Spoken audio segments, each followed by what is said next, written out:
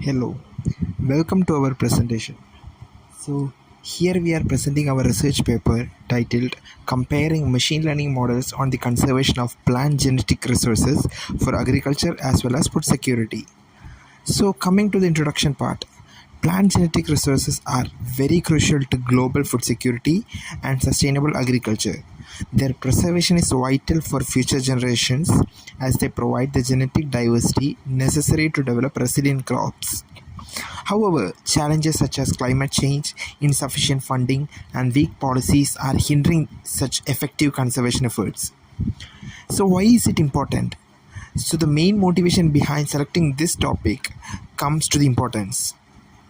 As ex situ conservation methods plays a significant role in maintaining plant genetic diversity by safeguarding and expanding the genetic material available for future use. So, machine learning offers innovative solutions for classifying this as well as analyzing these plant genetic resources, which can potentially overcome the biodiversity loss, and it can ensure a long-term food security. So, the main motive here is to compare machine learning algorithms like SVM, KNN, decision tree, and naive Bayes, and this study mainly aims to identify the most effective method for categorizing these resources, which ultimately aid in the formulation of better conservation strategies. That's the whole idea behind this. Coming to the first thing, that is introduction to plant genetic resources. So here we are giving the importance for the global food security as well as the challenges when it comes to the conservation, and ex situ conservation, where we are representing the methods as well as the benefits, also the role in preserving this genetic diversity. So there are several challenges in conserving this for long term, medium term, as well as short term, such as climatic change. Then inadequate funding and weak policies is one of the major challenge. So why machine learning? So machine learning is having a lot of benefits, as we can use it. So something about the dataset, where we use the dataset from WIEWS, which is World Information and Early Warning System on Plant Genetic Resources for Food and Agriculture.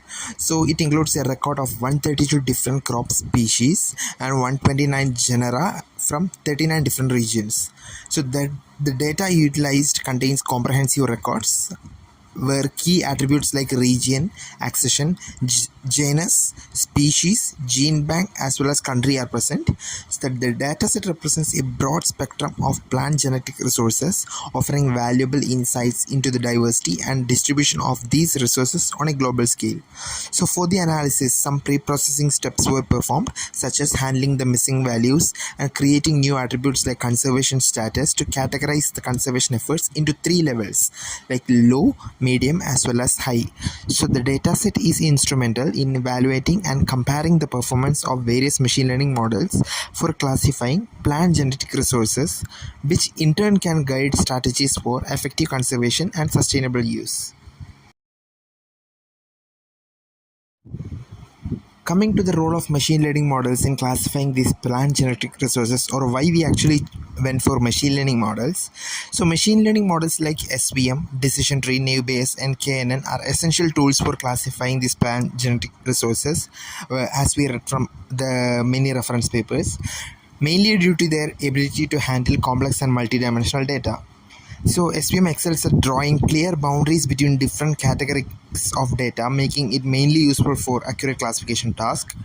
When it comes to decision tree, they are intuitive as well as easy to interpret, allowing for a very transparent decision making process. When it comes to naive Bayes, it is particularly effective when dealing with probabilistic events, making it valuable for predictions based on likelihoods. And KNN is simple but effective for classification when the data is well distributed, making it suitable for long-term conservation analysis. So considering a lot of models, we came to a conclusion that these 4 models can have a better performance on our dataset particularly. So these models can analyze vast amounts of data, identify the patterns, and make predictions that help researchers and policymakers prioritize conservation efforts, which can ensure that the most critical plant genetic resources are preserved for a future use, which is our main motive. So their ability to manage and interpret complex dataset allows for more informed decisions regarding conservation strategies, contributing significantly to the preservation of food security as well as biodiversity. So here we are analyzing the evaluation metrics, and the first and most important one is the precision. So the precision results in your evaluation metrics, like the table reflects how well the different machine learning models like in the decision tree, Bayes, SVM and KNN performed in classifying the conservation status of plant genetic resources across these short term, medium term as well as long term scenarios. Coming to the short term, we can see that decision tree and Bayes both achieved perfect precision 1, which means 100%, indicating no false positives, whereas SVM and KNN also performed well with a precision score of 94 and 91% respectively. Coming to the medium term conservation, SVM and KNN have achieved a perfect precision of 100%, indicating they were highly accurate in their predictions. But the decision tree and Bayes models showed lower precision at 0.8, which means 80% and 75% respectively, suggesting more false positives in this scenario. So here we can see that decision tree and Bayes weren't able to classify it well, even though it gave very good performance, but for medium term it was little bit backward comparing to SVM and KN.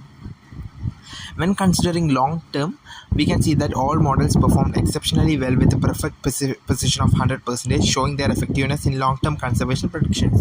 So mainly our main aim is to come into a sense of long term predictions, like how these models perform. So here we can see that all of the models are able to perform or classify these things very well. So by this precision itself, we weren't able to come into a conclusion that which model performs well. So let's go into the next one. So now we are checking the recall, which is another evaluation metrics. So here we can see that considering the short term part, we can see that decision tree as well as SVM, and KNN were able to classify it really well, where it gave 100%, while Bayes also did extremely well with around 97%. And when we come to the medium term, we can see that decision tree and Bayes gave 100%, while SVM and KNN performed a bit low, in which it was able to give only 67%. Coming to the long term, we can see that decision tree and Bayes performed just like how SVM and KNN performed in medium term, but here SVM and KNN performed really well when it comes to long term. That's the case of recall. So when we come to the another evaluation metric, that is F1 score, we can see that when it comes to short term, decision tree was the only one which performed really well with nearly 100%. Bayes, SVM and KNN were able to give more than 90%. Coming to the medium term, we can see that none of them crossed 90%, but still decision tree topped there with 89%, with Bayes, SVM as well as KNN gave 86 and 80% respectively. When it comes to long term, we can see that decision tree and Bayes weren't able to perform well, but SVM and KNN performed well. So we can see different variations when coming to short term, medium term and long term, where a particular model was able to perform really well on a particular scenarios. So let's draw the conclusion from here.